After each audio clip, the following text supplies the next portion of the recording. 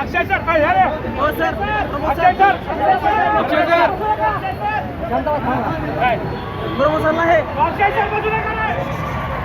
अक्षय sir promotion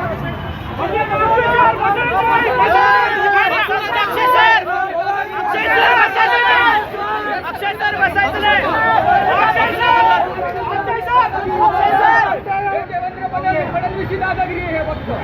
अक्षय sir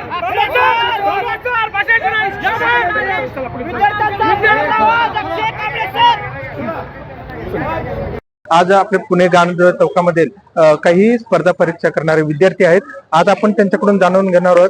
याच ठिकाणी मोठ्या संख्येने तुम्ही जमा झालेले आहेत. नेमकं काय कारण आहे? आमची विशेषतः एकच मागणी आहे.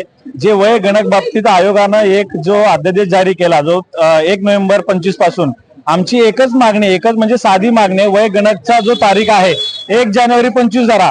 कारण की 1 जानेवारी 25 ते 1 नोव्हेंबर 25 पर्यंत जे काही विद्यार्थ्यांचं जे वय बसणार आहे त्यात असंख्य गोरगरीब विद्यार्थी आहेत. त्यात असंख्य म्हणण्यापेक्षा आज हजारोच्या लाखोच्या पटीनं गोरगरिबांचे पोरं शिकतात.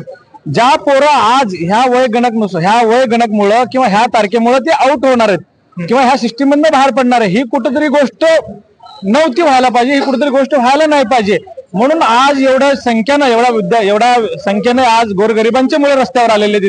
तिथं कोणाचेही मोठमोठ्या घरातले कोणी मुलं नाही, फक्त गोरगरिबांची मुलं आहेत, जे शेतकऱ्यांची मुलं आहेत. पण फक्त त्यांची एकच मागणी आहे, फक्त जे 7 महिन्यातला जो तुमचा वय गणक जो भरून काढणार नाही, ज्याच्यामुळे आज लाखो विद्यार्थी यातून बाहेर पडतील, ते कुठेतरी गोष्ट व्हायला नाही पाहिजे, ते अन्याय व्हायला नाही पाहिजे.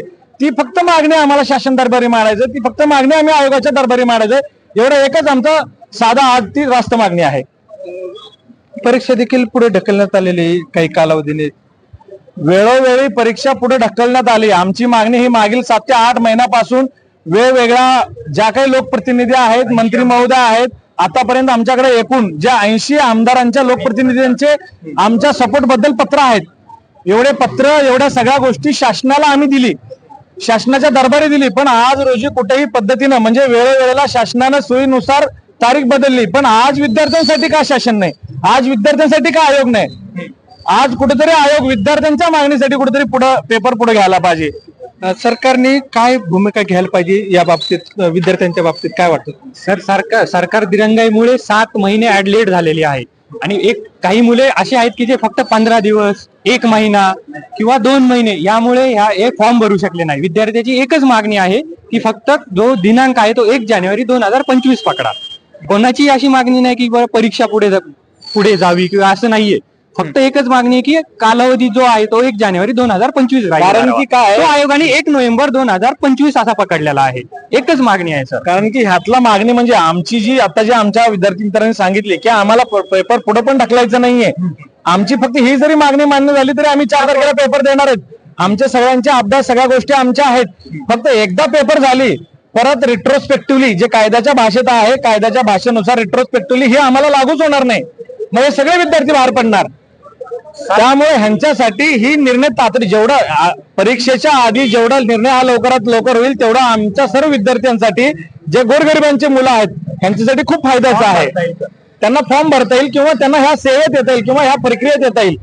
हे जर लवकरात लवकर निर्णय झाला तर. नाहीतर आम्ही जर उद्या पेपर झाला, आमची आज ही कुठल्याही विद्यार्थ्यांची मागणी नाही की पेपर पुढे ढकलावं किंवा पेपर पुढे जावं. ऑलरेडी खूप पेपर पुढे गेलेले आहेत. ऑलरेडी पुढच्या येणाऱ्या आयोगाचे जे काही अभ्यासक्रम आहेत त्यात सुद्धा आम्हाला त्याही गोष्टी द्यायचे, त्याही गोष्टी सगळ्या कन्सिडर करून आम्हाला पुढे ढकलायचं नाही. पण फक्त आमची मागणी मान्य झाली तर आम्ही पेपर देणार आहेत.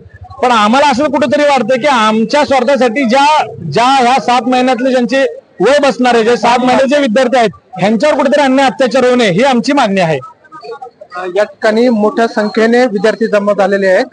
लोकप्रतिनिधी, आमदार असतील, खासदार असतील, यांनी देखील शासनाला वारंवार या बाबतीत निदर्शनास पत्र देऊन निदर्शनास आणून दिलेले आहे. रामदास तांबे, रिपोर्टर टुडे न्यूज, पुणे.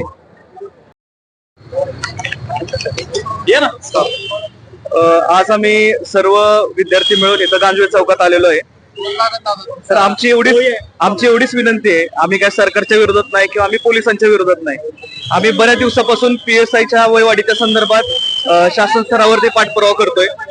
तर आमची मागणी फक्त एवढीच आहे की ज्या पद्धतीने डिसेंबर महिन्यामध्ये ऍड येत होती, डिसेंबर महिन्यामध्ये ऍड आल्यानंतर वयोमर्यादेची सवलत 1 मार्च पासून पुढे लागू होती सगळ्यांना.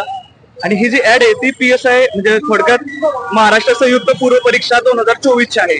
तर आमची फक्त मागणी अशी होती की डिसेंबर मध्ये दरवर्षी ऍड येते, मार्च मधून त्याला वय सवलत लागू होती. तर ह्या 2024 ची जी ऍड होती आमची ती जवळपास 29 जुलैला जाहीर झालेली होती आणि तिची वयोमर्यादेची पकडली होती ती 1 नोव्हेंबरच्या पुढे पकडली होती. त्यामुळे विषय काय झालाय की दरवर्षीच्या तुलनेत ह्या वर्षी वयवाढ लेट लागू झाल्यामुळं बरीच मुलं वयोमर्यादेतून किंवा वय सवलतीतून बाद होत आहेत.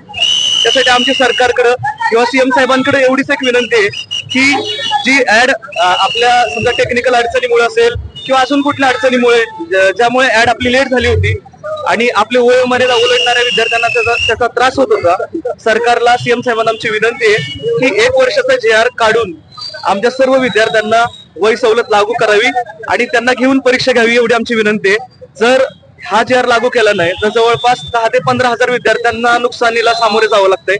कारण जवळपास 393 जागा PSI पदाच्या आहेत आणि बऱ्याच विद्यार्थ्यांचं मोस्टली गावाकडून जे मुलं पुण्यात अभ्यासाला आलेले असतात त्यातल्या जवळपास 70 ते 80% विद्यार्थ्यांचं एक स्वप्न असतं की आपल्याला वर्दी पाहिजे किंवा PSI व्हायचंय.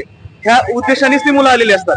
आता जर आम्ही परीक्षा घेऊन जर नापास झालो तर हा आमचा दोष आहे, पण सरकारने ऍड लेट घेतल्यामुळं किंवा लेट काढल्यामुळं जर असंख्य 10 ते 15,000 विद्यार्थ्यांचं नुकसान होत असेल, त्यांची संधी हिरावून घेतली जात असेल तर आमची अशी हात जोडून सरकारला विनंती आहे की आम्हाला न्याय द्यावा आणि 1 वर्षाचा JR लागू करावा जेणेकरून सामान्य माणसासाठी किंवा गावाकडून आलेल्या विद्यार्थ्यांना न्याय मिळेल. आमच्या काही लोकांना दडपशाहीने उचलून घेऊन गेलेले आहेत. अक्षय कांबळे, अरुण पाटील सर, लेशपाल दवडे अशी अनेक दिग्गज विद्यार्थी असलेले त्यांना आता उचलून घेऊन गेलेले आहेत. हे पुरेपूर फडणवीस साहेबांची दडपशाही आहे. हे भारत सरकारमधील एक महाराष्ट्र सरकारचे अतिशय ब्रिटिशांच्या क्रूर वृत्तीचे असलेले हे गव्हर्नमेंट आहे. हे अक्षरशः आमच्यावरती अन्यायाचं दडपशाही MPSCच्या मुलांवरती अन्याय एवढी की सर्वांवरती अन्याय सुरू केलेला आहे. सर्वांना माझी विनंती आहे की आमच्यासाठी एक गोष्टीसाठी आमच्यासाठी सर्वांनी फरसखाना पोलीस स्टेशनमध्ये सपोर्टसाठी यावे. सर्व विद्यार्थ्यांना माझी नम्र कळकळीची विनंती आहे.